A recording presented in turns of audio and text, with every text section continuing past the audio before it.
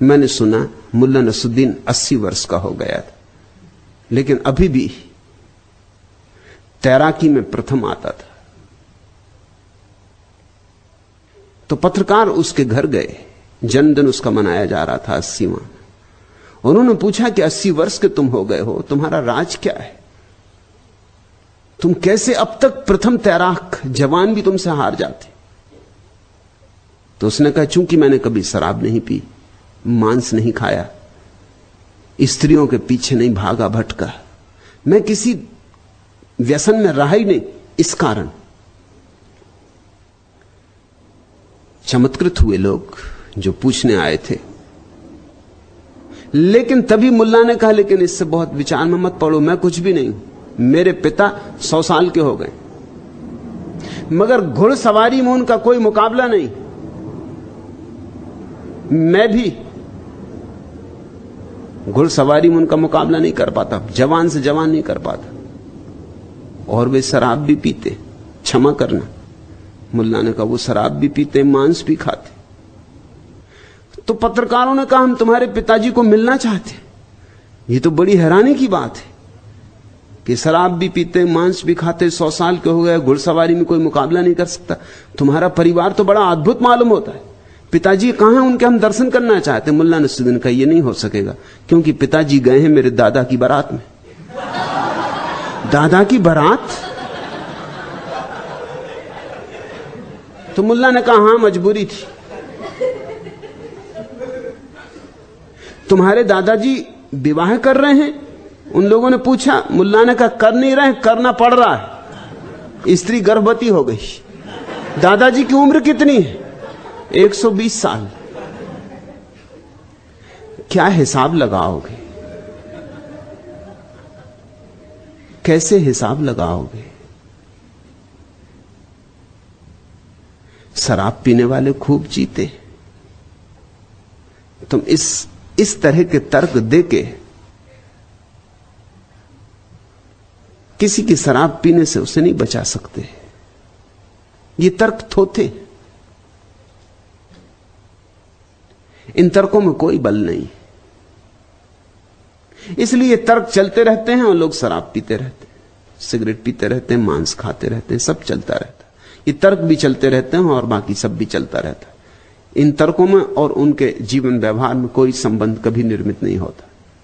जब बुद्ध पुरुष कहते हैं, गोरख जैसे पुरुष कहते हैं कि मत पियो शराब, तो उनके कारण बहुत अन्य है। इसलिए नहीं कि तुम ज्यादा जी लोगे, ज्यादा जी के ही क्या करोगे, जीने में मूल्य ही क्या है। इसलिए भी नहीं कि स्वास्थ्य अच्छा रहेगा। स्वास्थ्य का कोई आध्यात्मिक मूल्य थोड़ी है।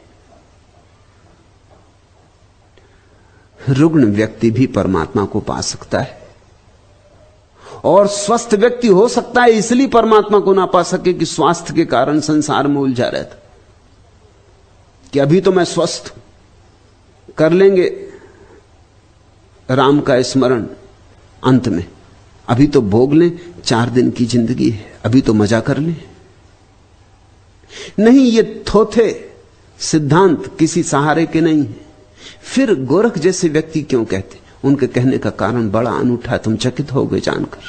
मैं भी चाहता हूं तुम शराब से मुक्त हो जाओ, लेकिन मेरा कारण वही नहीं है जो मोरारजी देसाई का है। मैं भी चाहता हूं कि तुम शराब से मुक्त हो जाओ, क्योंकि एक और बड़ी शराब है। अगर तुम इसी में उलझे रहे तो उस बड़ी शराब को तुम कभी ना पी पाओगे। मैं तुम्हें असली मधुशाला में ले चलना चाहता हूं, इसलिए झूठी मधुशाला से छुड़ाना चाहता हूं। परमात्मा शराब है, और ऐसी शराब कि जिसने पी सदा के लिए पी ली, और ऐसी बेहोशी कि आई तो आई, और ऐसी बेखुदी कि फिर कभी टूटती नहीं। ये तो तुम जो बाजार से खरीद के पी लेते हो, ये तो सांझ पी लोगे, सुबह टूट जाएगी। फिर वही के वही, फिर वही बेचैनी, फिर वही तनाव, फिर वही चिंताएं। थोड़ी देर को भुला सकते हो शराब में डुबा के, मगर मिटा ना सकोगे। एक ऐसी भी शराब है जहां चिंताएं मिट जाती। मैं तुम्हें वही शराब देना चाहता हूं। ध्यान शराब है, प्रार्थना शराब है, और जब कोई मंदिर जीवित होता है तो मधुशाला ही उसका ढंग होता है। मैं भी तुम्हें चाहता हूं कि शराब ना पियो, लेकिन मेरा कारण बड़ा उल्टा है। इसलिए चाहता हूं कि छोटी छोटी शराब में उलझे रहे तो बड़ी शराब कब पियोगे, असली शराब कब पियोगे। ये सड़क के किनारे गंदे डबरे पानी के जो भरे हैं, इन्हीं से जल पीते रहे तो मानसरोवर की यात्रा करनी है या नहीं करनी। उस स्वच्छ, इस फटिक जैसे स्वच्छ जल को कंठ के भीतर उतारना है या नहीं उतारना। मैं तुम्हें शराब छोड़ने को इसलिए नहीं कहता कि मैं कोई नीतिवादी हूं कि शराब पीने से कोई बहुत बड़ा पाप हुआ जा रहा है। क्या खाक पाप होगा। शराब तो शुद्ध शाकाहार है, अंगूर का निचड़ा हुआ रस है, क्या पाप होने वाला है। अंगूर खाने से नहीं होता, शराब पीने से कैसे हो जाएगा। शराब पीने से तुम नरक में नहीं पड़ जाओगे, लेकिन हां, शराब पीने से तुम्हें स्वर्ग की शराब नहीं मिल पाएगी, उससे तुम वंचित रह जाओगे। मैं चाहता हूं कि तुम्हारे हाथ से कंकड़ पत्थर छूट जाएं, क्योंकि हीरों की खदान मौजूद है। तुम क्यों कंकड़ पत्थर से अपनी झोली भरते हो। मुरारजी देसाई और मेरे वक्तव्य में जमीन आसमान का भेद। उनकी दुश्मनी है तुम्हारे कंकड़ पत्थरों से। वो कहते हैं छोड़ो कंकड़ पत्थर, कंकड़ पत्थर बुरे। मैं कहता हूं कंकड़ पत्थर से मेरी कोई दुश्मनी नहीं, मगर हीरे जवाहरात है।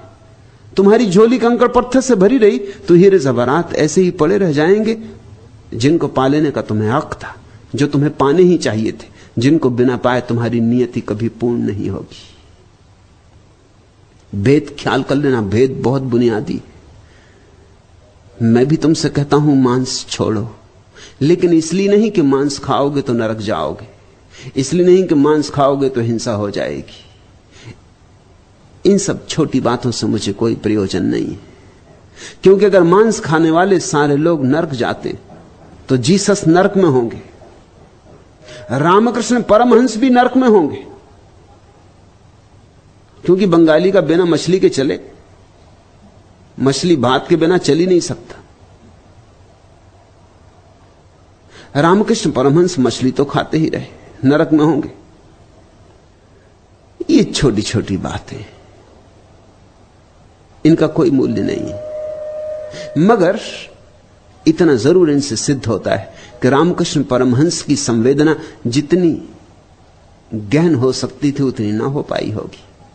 थोड़ा सा पर्दा रह गया।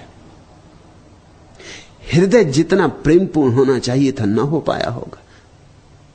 थोड़ी कालिख रह गई, नरक में पड़ गए ऐसा नहीं, मगर एक और सौंदर्य का अनुभव हो सकता था जिससे वंचित रह गए। जीसस नरक जाएंगे ऐसा नहीं, लेकिन जीवन के समझने में थोड़ी सी चूक रह गई, एक कांटा रह गया। वह कांटा भी निकल सकता था, निकल ही जाना चाहिए था। और मुझे लगता है कि जीसस अगर थोड़े ज्यादा दिन जिंदा रह गए होते, जवान मर गए, मार डाले गए, तो शायद कांटा निकल जाता। अभी उम्र कम थी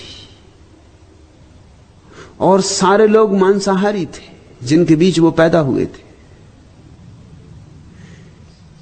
थोड़ी उम्र पकती, थोड़ा बोध गहन होता, थोड़े परमात्मा का साक्षात्कार और सघन होता, तो निश्चित ही मांसाहार छूट जाता।